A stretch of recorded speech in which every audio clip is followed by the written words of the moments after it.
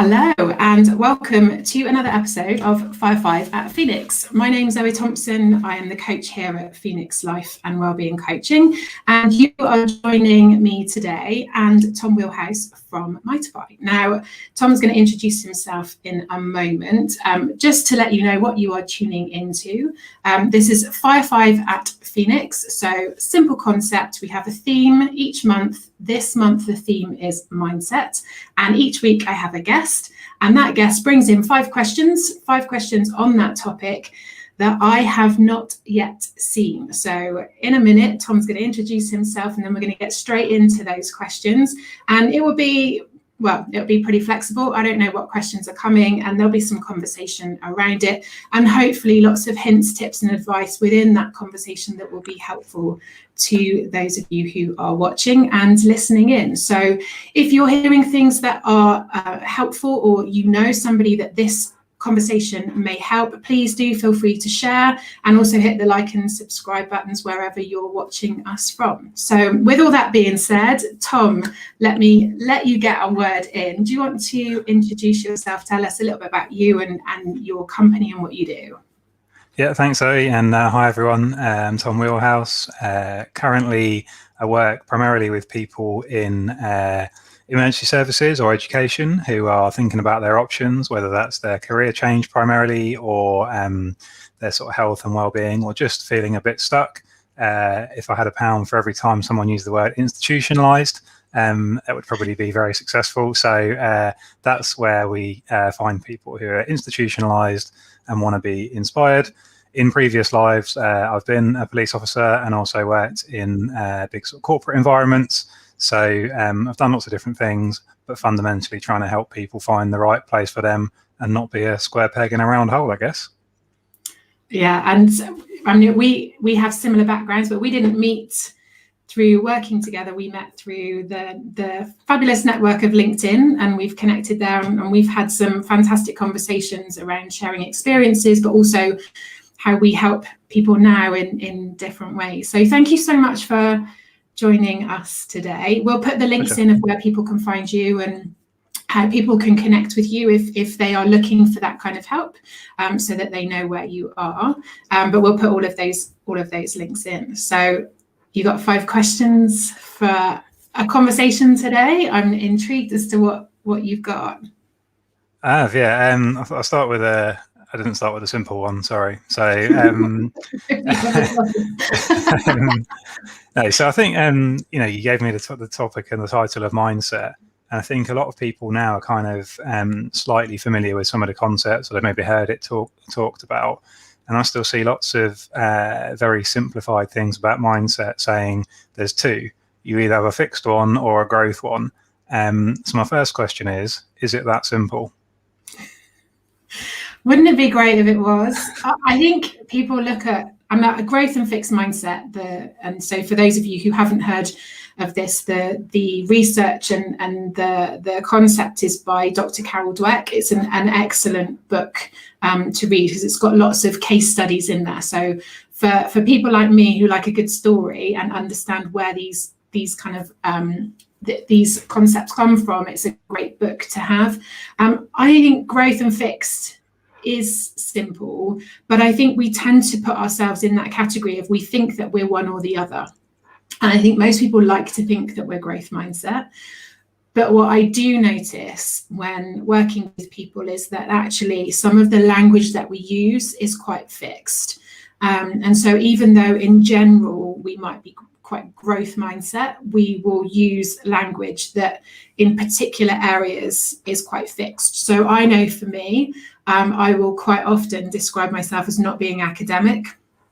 So I didn't go to university. I find it a real challenge to learn in a classroom environment. I'm much more of an active learner, which is why books with case studies are great for me, because it gives me something to picture and much more of that sort of visual, practical way of learning. So I know that I will catch myself saying, oh, I'm not an academic, and I'll pick, open up an article, and if it's more than 3 pages, I can feel myself like trying to close it down because of that mindset of, it's got words in it that have got more than 3 or 4 syllables, or it's got something in there, there's no pictures.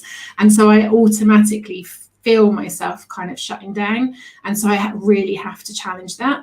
But on the whole, I would say that I am more growth mindset. So I think even though we might be more of one, there are definitely elements in there, but we have to call ourselves out on it. We have to see where those are to be able to challenge it. So I think it's not that simple.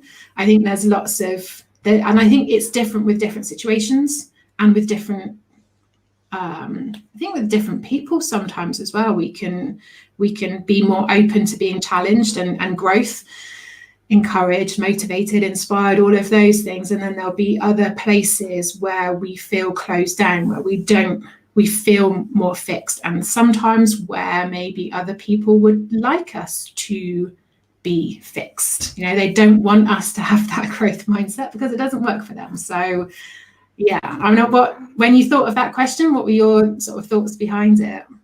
No, I agree. It was just kind of deliberately to get that reaction, really. But no, I think it's the same as, in a lot of our work, we get people doing things like character strength tests, or most people now have probably done some sort of personality test one way or another, but I think sometimes it leads you down that road of thinking, right, there's only 16 choices of what everyone in the world fits into, which of course there aren't, or there's only 4 letters that describe you.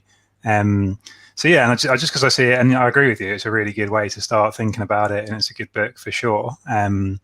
But I think sometimes now it's kind of become accepted as these are the options, and it makes a nice Instagram graphic, doesn't it, to have the like fix versus growth. So I think that feels like, okay, that's mindset as a concept. So it's just to kind of explore that it's not always as sort of black and white as that. Well, I think people want to make it easy to pigeonhole, don't they? They want to make it easy to categorize, and humans aren't. We're not that. Well, we are simple, but we're not that simple that you can put people in different boxes. And I think, interestingly, with the Myers-Briggs. So when I did, as a leader with the police, did those assessments, the letters that I came up with were very much dictated by the role that I was in, that environment that I had been in for so long. And it's really interesting for me that having come out of that, come away from that, and now doing the work that I'm doing now, when I've done those assessments since, 4 completely different letters. And it's just understanding that you can work and you can be successful, or you can work in a different way to what is actually more your comfort, natural way of working. So that's, it's very difficult to pigeonhole, and I understand why we want to do it, because it makes it easier to understand, doesn't it? It makes it easier if we can put people in categories, but I don't think it's that simple. And definitely the way that people are thinking and the way that people approach things and their mindset is not an A or a B. Definitely not. No, I'd agree with that for sure.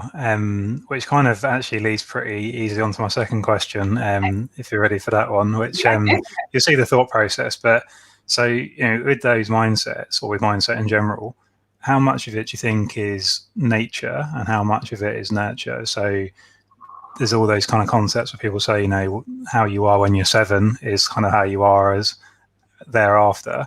But actually, can your mindset be fundamentally changed by the environments you're in and the people you're surrounded by as well? I think so. And I also think it's how open you are to seeing the world differently. So I think certainly when we're 7, it's very much shaped by quite a closed network of people, isn't it? And if you think back who we spend our time with up until the age of 7, it's pretty much the parents or who we live with, parents, guardians, and it's sort of, you have one teacher, don't you, in primary school, so you might have a teaching assistant, but pretty much you've got one teacher. And unless you're sort of in sports clubs, extracurricular activities, the amount of people that you actually connect with at that age is very small. So in terms of how we're influenced, and the beliefs, the values, the mindset is shaped by quite a small circle. And I think as we grow, and certainly, this is why we see that evolution in teenage years, isn't it? Because we connect and we are exposed to, might not be the right word, but we get to meet lots of different people with different beliefs and values and mindsets and experiences, and that helps to really shape it. So I think if you're open to that, then absolutely there's lots of opportunity for growth there, isn't there? But I think if you're very closed as to I know this is true, this is what I've seen, this is what I've experienced, then you can be exposed and connect with a number of different people and still have the same mindset. So I think you have to be open to be challenged and open to seeing things differently, to see that there's different options. You can still choose to believe the same thing, or you can still choose to have the same mindset. But I think being open to that challenge, I think that's the key. Does that answer the question? Yeah, no, definitely. And I think the reason I kind of brought it up was obviously, both of us have spent time in organisations where there's a bit of that kind of, we do things because we've always done it that way. And then, now having been in both of us sort of going into more of a environment where you're probably spending more time with, I guess, kind of entrepreneurial people who are maybe sort of have the sort of freedom to think a bit more innovatively. I was just curious to see whether people, have one mindset and largely that doesn't change, or whether actually, it's that thing about the 5 people you spend most of your time with, like you say, that shapes actually not just the way you behave, but actually your kind of mindset towards challenges and goals and all that kind of thing. Yeah, and it's culture as well, isn't it? It's organizational culture of who you the 5 people that you spend your time with, the people who influence and shape how you do things. But then also certain organizations have got much stricter processes or procedures that you have to follow. So it's not, if you're in a type of organization where things are very much A to B to C, if it looks like this, you deal with it like that. If it looks like this, you deal with it like that. It doesn't necessarily cultivate that open thinking outside the box, thinking bigger picture, thinking what could I do here that's best for the individuals that are in front of me, rather than we'll do what we've always done and we'll, dare I say, follow the flow chart. But I think that's the challenge, isn't it? Of it, certain cultures, certainly organizational cultures can cultivate that mindset of following the crowd, isn't it? Following the process, doing what's always been done. I think there's a place for that, but I think there's also a place for giving people the autonomy of their experience, of them, the trust for them to know what they're working with and dealing with and being able to make those decisions. And so I think that type of culture can close a mindset down, or it can open it up. And I think that's the challenge, isn't it? And I think because we're both now in sort of a coaching type capacity of having those conversations, or what do you want? People are like, well, hang on a minute. I'm not used to answering that question of, what do you mean, what do I want? It's like, what are my options? And it's like, what do you want? But they're used to being given option A or option B. And I think that's the challenge, isn't it, of helping people to see different opportunities and opening up that mindset a little bit wider to what they might be used to. No, 100%. And I've regularly found myself now saying to people, when it comes to, it doesn't have to be sort of massive life changes or careers, but even small things. And I say to people, look, if that doesn't work, do something else. And then, and I think, even 5 years ago, me would have been like, whatever, mate. Like, it's not that simple. You can't just, if I get off on one path, I've got to see it through, and I can't just give up. And exactly that, calling it giving up, and the rest of it. Whereas actually, in other environments, people try new things all the time, and actually, it's a good thing to kind of fail fast and move on. So yeah, I think you do absolutely see that when you move from one environment to another, that other people, and we're always all looking for that kind of social proof, aren't we, of other people who all said it's all right, so I'll do it. Whereas when you're surrounded by as we both know, lots of people who kind of go, well, hang on a minute, don't do something different, don't be the one who stands out, then it's very difficult to have that mindset. So yeah, I think it's interesting. I think absolutely you get shaped by the people around you, but it can be very hard to be the one who turns around and starts swimming against the tide when things aren't kind of working for you. Yeah, and I think that's the challenge, isn't it, for big organizations to when they recruit lots of different people to give people that space to be the people that they've recruited, rather than saying, oh, that's a nice I picture Play-Doh, but it's almost like you recruit in all of these different colors of Play-Doh, and then you mash them all together into that brown Play-Doh mess that then is very difficult to separate. And I think that's it. I think we recruit, and we've got all of this experience and all of these people who can inspire and motivate and shape an organization and shape people within the organization. But what we need to give them space to do that, and trust them to do that. And I think it's difficult, isn't it, when you've got an organization of that many people? It's very difficult because you need some element of control, because everybody needs to be pulling in the same direction. But it's how do you trust and give people that autonomy to be who they are, and still know that everyone's moving in the same direction as well. Yeah, no, absolutely, yeah, and that's why people at the top are getting paid the big bucks to make those kind of decisions and make that stuff happen. Yeah, absolutely. So, yeah. Slight kind of change of theme, I guess, for the third question, but just because I know that I guess a lot of people who are watching and who are kind of on your programs and following what you do probably already made that kind of first step, however small it is, to think, actually I'm going to do something different, or I'm going to I'm going to kind of do something about where I'm at. So I just wondered what you sort of thought really on how would somebody start to build and these terms are open to debate, but a more positive or a healthier mindset for them. So how would somebody actually take that first step if they come to you and say, right, I'm not happy where I am and I want to do something about it? How can they start to actually kind of change their mindset? Such a great question, isn't it? I think the answer that springs to mind is looking at what they already have that they want more of. Because I think it's very easy, isn't it? I mean, we talk about negative bias of we tend to see the things that are more negative before we see the positive. And I think there's a great, the word that has been used more frequently recently is, when you get the ick. So it's that I think it came out of a Love Island or something. I don't know. I don't watch it, but I exactly what you mean, don't you? When people say somebody's got the ick, and it's like all of a sudden something you can't see past any of the negatives. Like everything that happens starts to annoy you, starts to frustrate you, and whether that's business, work, relationships, way of life, I think it's really easy to get sucked into it, isn't it? Of that negative bias of suddenly all you can see are the negatives. All you can see and feel is everything that you're trying to move away from. And then that becomes so consuming, doesn't it? And it really drags you into that negative mindset.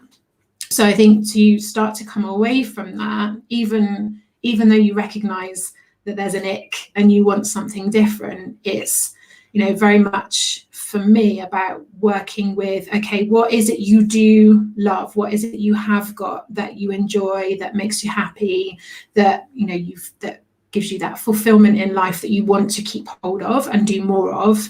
And then let's start with that, and then look to see where the gaps are and where do you want to start to make some changes. And quite often, the wheel of life is a great exercise to help people to get that real visual kind of a very visual way of seeing what's working and what's not working, to be able to then start to pick out, okay, where do we want to start focusing attention to start to make some changes. But I think that appreciation and gratitude of what you already have is very easy to overlook when something isn't working. So I think that for me is probably where I start with a lot of people. I think it's just working out what they do want and what they do have that they want to keep hold of or want more of, and then look at where the gaps are.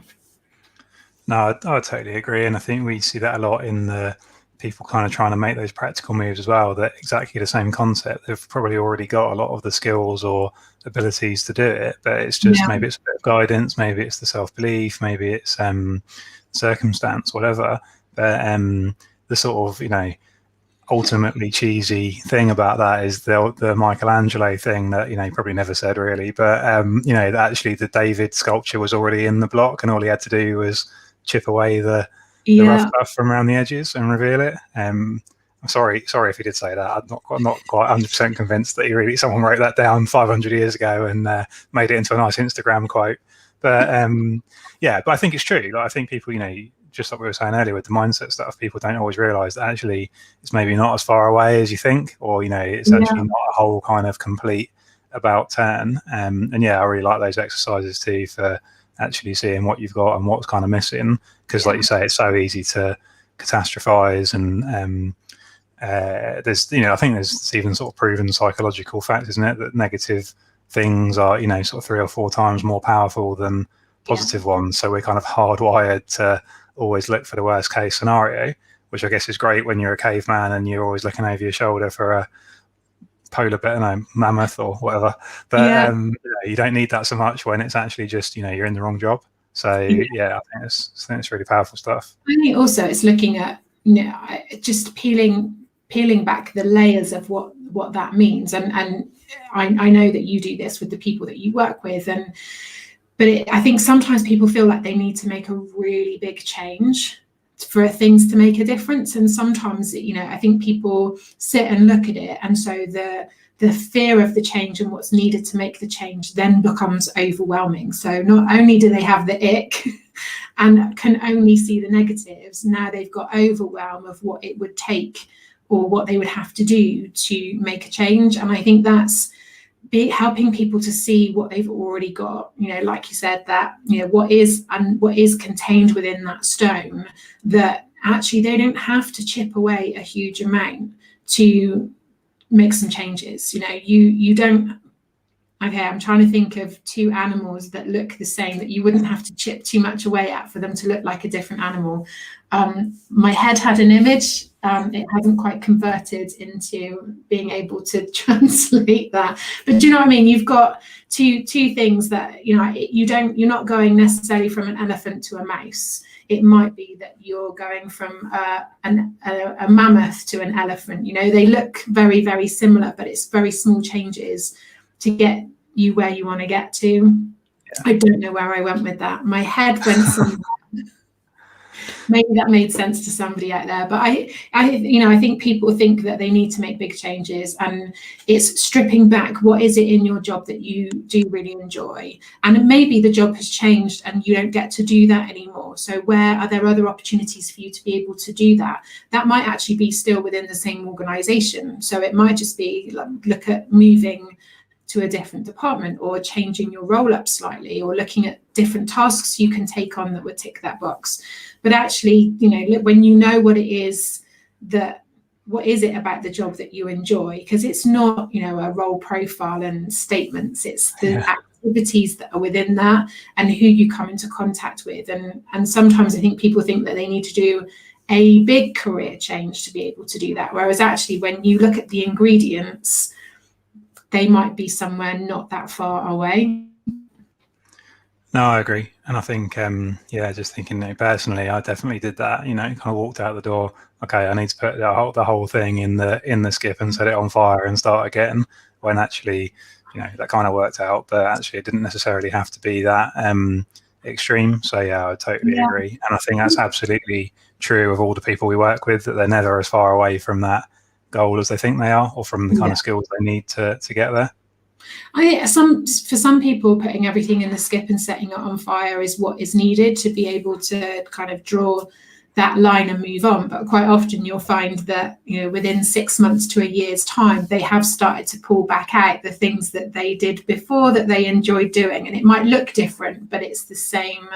It achieves the same results or the same type of fulfillment meets the same needs as it did before, it just in a different way. So I think it's a very individual decision, isn't it? And some people need to completely walk away and have a fresh start, and for other people it's sort of smaller changes to get them where they want to get to. And I think that's the challenge, isn't it, for you in your role, to help them to work out what is best for them. Yeah, it's not absolutely. a one-size-fits-all kind of approach, is it? It'd be really easy if it was sometimes, and you could just kind of run a production line and give everyone the same advice, but absolutely not. It doesn't work like that, and it should never work like that. So I think you're absolutely right. Question 4, I guess. So I got this far 25 minutes in without using the C word, and as in coronavirus, and but I just wanted in the sort of year, the people you've been supporting over the year and all the programs you run, have you seen a mindset impact of the last 12, 15 months, sort of in good or bad ways, or a bit of both? Or how is it translated into the way people are kind of presenting themselves to you? Definitely both, positive and negative.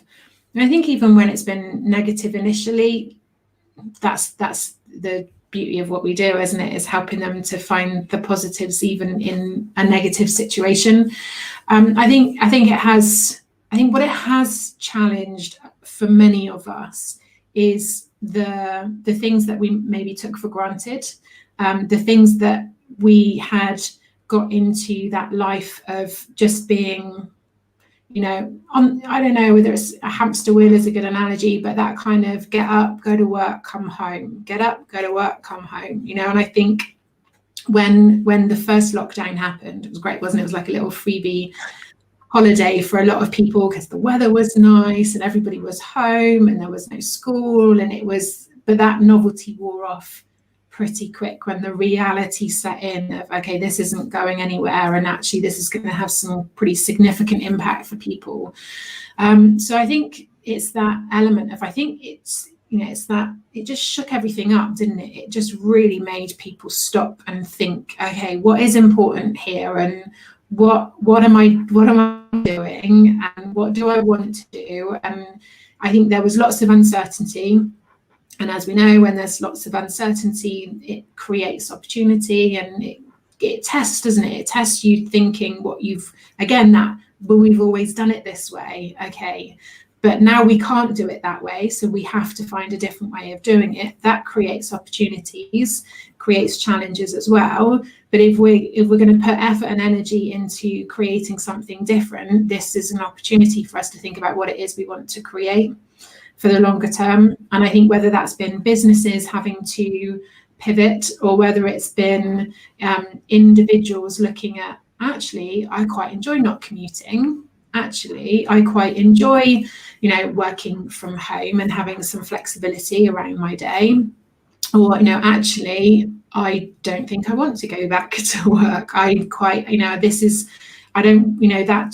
some people coming away that time in furlough, having that break from the work that they had been doing that they didn't feel that they could make a change for, has helped people to see things differently. So I think it's been very, very different for different people, but I think certainly there's been lots of challenges, and I think I'm seeing lots of people look for the opportunities within those challenges to if they know they need to do something different, just taking a bit of a stock check of, okay, what do I want? What do I want different? What do I want to do that's different? And I think we just, somebody just hit the pause button, didn't they, for all of us, and said, right, okay, stop, pause. What's important now? Yeah, for sure. Is it something have you noticed lots of people looking for career changes over the last year? I know a lot of the people that you work with have been key, in the organisations that are key workers, aren't they? So their changes and challenges have been probably different to others. I think there's been quite an interesting set of sort of mindsets in the first responders and key workers world, where actually, and I guess this links back to who those people are kind of inherently anyway, a big group of them said, I was thinking about leaving, but I'm going to stay until this is dealt with, until this kind of threat is seen off, if you like, which is, obviously links back to that whole mindset of the sort of service and duty and all that side of things. So a lot of people almost change, as weird as it sounds, change their plans to stay in that, really horrendous kind of role that it's been for a lot of those people, and really put themselves kind of to their own detriment, really, to solve the problem, which is obviously incredible from a sort of human side.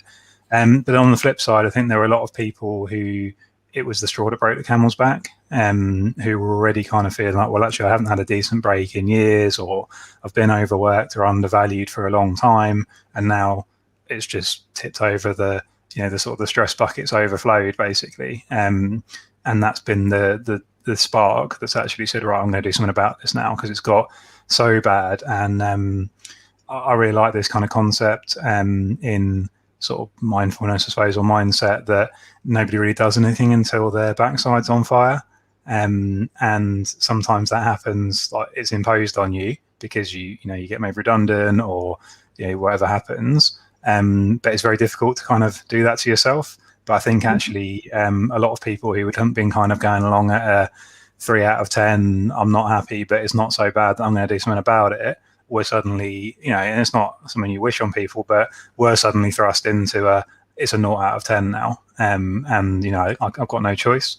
So I think that, there's a really sort of, it's weird to say it's interesting when it's people's lives being kind of turned upside down, but I think a lot of people have seen an opportunity to do something they maybe could have done before, whereas a lot of others have actually been galvanized to do what they were already doing and say, like, actually, this is really what I'm about, and I really am a paramedic because that really matters to me, for all the things that go with it. So yeah, I think it's worked absolutely both ways, and everything in between, like all these things. There's been a whole spectrum of good, bad, and also just changeable over the 12 months. I'm sure you found this, being a sort of entrepreneur as well, that it's a roller coaster, and it's like 1 week to the next, or 1 day to the next, and I think a lot of people have suddenly found that, rather than where they were maybe used to having quite constant lifestyles, like you said, and we just get on that treadmill or the hamster wheel, and now it's not like that, because actually things change day to day, and you have to really react to that. And I think that's a fundamentally different kind of mindset, to not know where your next paycheck's coming from, or all that kind of thing is very different. Yeah, and I think this is the interesting thing from my perspective. When it first, so this time last year when it first happened, I did a live on Facebook, and talked about how, as humans, we have that need for certainty and comfort. So we like routine. We like to know what we're doing when we're doing it. We like to know the paycheck, the food on the table, the availability of toilet rolls. All of these things fit into that certainty and that comfort, and that's for all of us a human need. But we also like variety as well. So within our routine, within our structure, we like that variety. But there's so many of the other human needs that were challenged at that time, around connection. So the social, physical distancing, not being able to see people, the significance, for some people, especially when work is part of your identity, of how you feel you are part of an organization, or how you feel your role is important, and then suddenly that changes. So for some people, key workers, that kind of multiplied of that significance of, we need you, the country needs you, the country see what you do and how you contribute to that. But for others, with furlough and being home from work, and that changed in a different way. So the live that I did a year ago was saying that just sit down and just pause and reflect. How do you meet these needs now? And how will a lockdown, how will these things change how you meet these needs, and how can you meet them in a different way? Because these will be really important. These things are really important in terms of your emotional well-being, that you might not have given a thought about up until a week ago. but now you need to think about how do you meet these needs, and what do you want to do differently.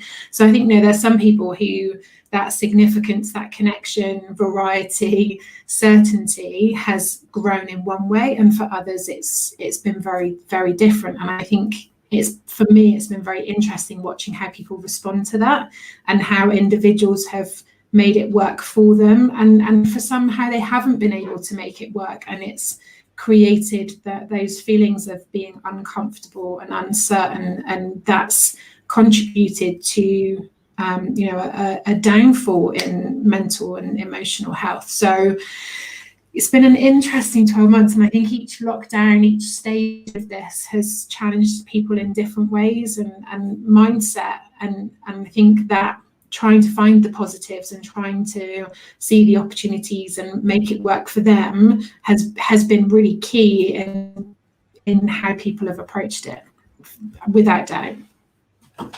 No, absolutely. And I think, yeah, it's almost, if you'd wanted to describe or to design a 12-month period to challenge people's mindset, then you probably couldn't have designed it much better, I don't think, with the sort of stop-start and the not knowing, and it's all the classic things that, you know, push you out of your comfort zone and kind of challenge you, and relentless as well. So yeah, I think, you know, hopefully it won't go that much longer and it won't be an experiment that's repeated.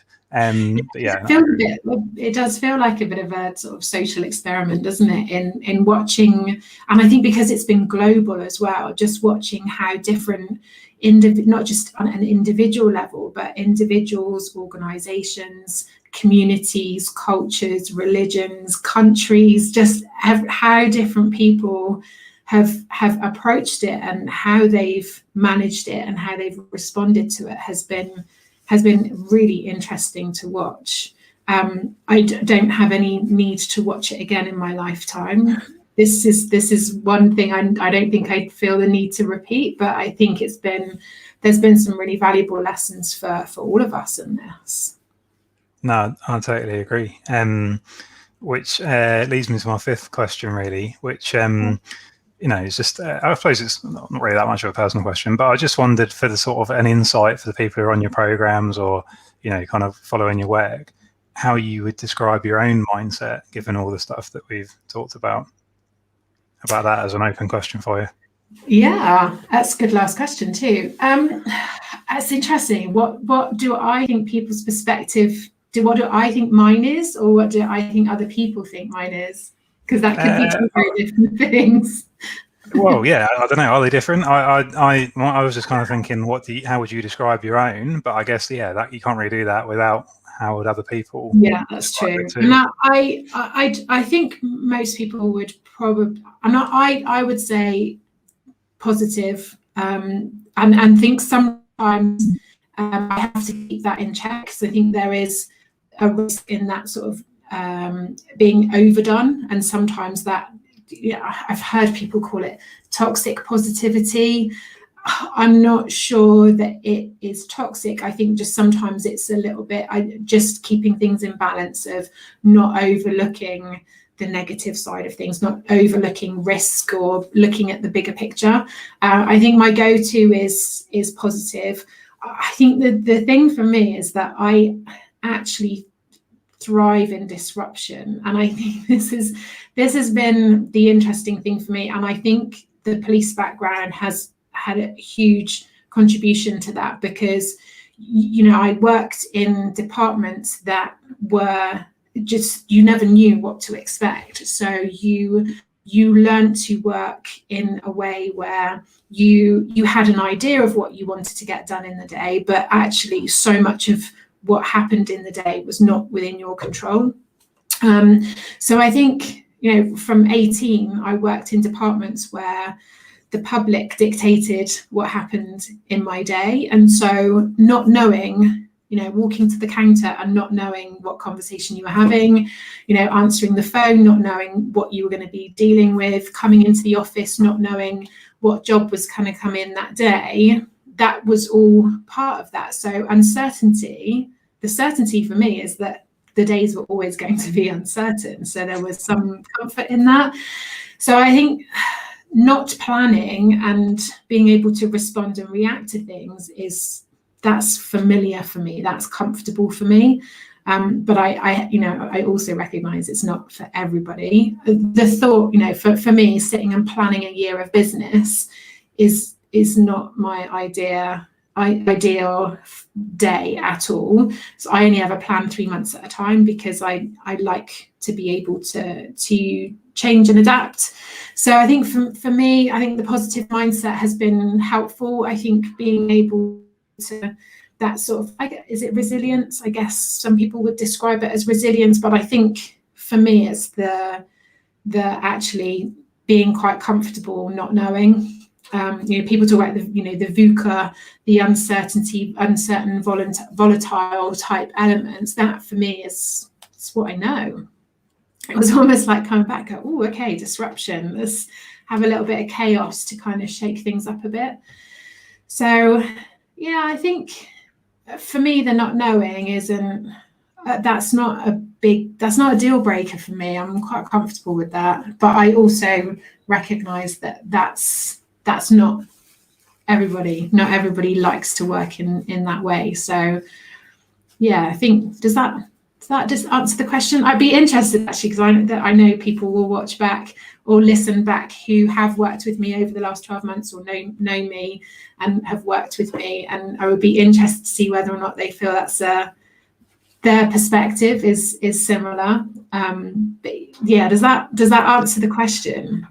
Yeah, absolutely, and that's probably a good way to do the second half of that, is to let other people, comment on the video or text you or whatever to say what they think or whether they agree or not. But no, absolutely, and I think it makes a lot of sense. And obviously, if people are constantly coming to you with uncertain things and issues, and they don't know the way forward, and that kind of the big ball of string that they want to unravel somehow, then that obviously ties into your mindset. So I think that makes sense. Just curiosity, really.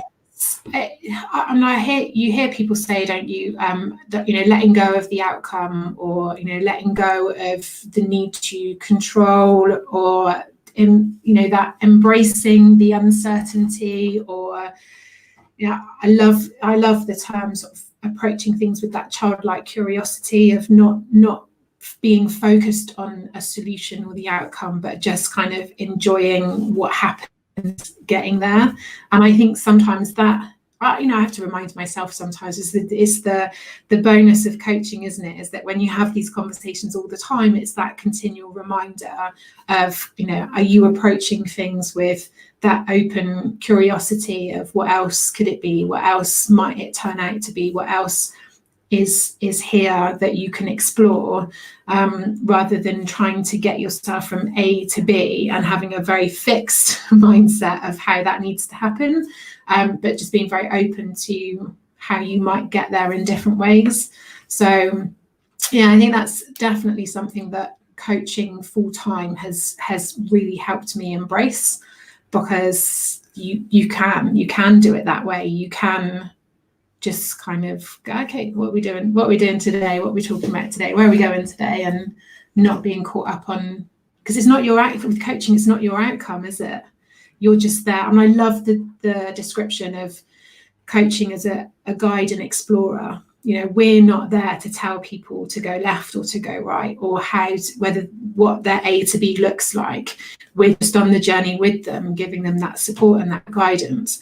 So I think it's a great way of learning how to let go of those outcomes, of not having that judgment or preconceived ideas of where you think people should be going, and just going, cool, like where are we going today, and just being really open to that. But I think that's the great thing about coaching, is that you get to do that and let that bit go. Yeah, it's trusting the process, isn't it? I think I quite like that phrase for it, that actually sometimes you don't know until you, like you say, if you are going to go up Everest, well, you kind of know where the top is, but there's lots of different ways to get up there, and you might get halfway up and find that something's happened and you have to change your plan. So until you start on that journey, then you don't know, and you have to put a little bit of faith in that process. And I'm sure you find this, we find it a lot, that people sometimes come to a coach or mentor, whichever one you want to call it, and say, right, I'm kind of hoping you're going to give me like a Google Maps style, step-by-step map all the way to where I want to go. It's like, well, eventually, yeah, but I can't give you all that on day one, because we don't know what the the territory is like to map first. So yeah, no, I would definitely say that. Or the Mike Tyson simpler version is just everyone's got a plan until they get punched in the mouth. Yeah, which is exactly what COVID did, isn't it? It was that punch in the mouth of, oh, okay, it just kind of opens your eyes a little bit of, oh, God, what do I do? What do I do now? And I think that's it. But again, it's, you know, that fits into the analogies of, you know, it's not about getting knocked down, it's about getting back up again afterwards, isn't it? Isn't it that? There's a saying for everything, isn't there? Yeah, exactly. But I think that it is that, you know, watching how people have got back up from this, you know, and some people have had a full Mike Tyson blow to the face, and others have just kind of danced around the ring with it a little bit. But I think, you know, it's been, you know, people really have had to come up from some tough punches, and mindset's a huge part of that. Absolutely. Yeah, and there are people really thriving, you know, having had that been all the way into the bottom and back up again. So yeah, for sure.